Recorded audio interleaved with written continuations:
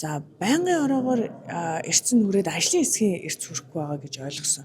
За аливаа асуудал 100 мянган хүнээс дээш одоо гарын үсгийг зурна гэдэг бол айгүй чухал асуудал гэдгийг харуулж байгаа. Сая би хэллээ шүү дээ. Жишээлбэл сошиал орчинд энэ чинь 10 сая Facebook дээр 10 сая хаяг байна.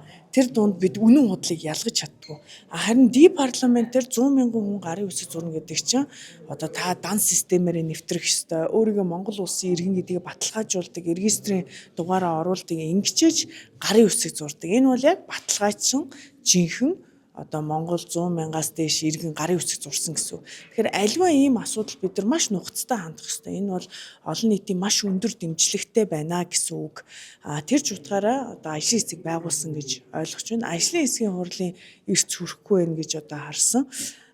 Энэ дунд мэдээж одоо бид нар ялгаж салах ёстой. Иргэн аж ахуйн нэгж хоёрын дээр ч одоо өөр ялгаатай хандах ёстой зүйлсүүд байна. За магадгүй үүнээс цааш ингээ мөнгө угаах юм эрсдэл байна уу?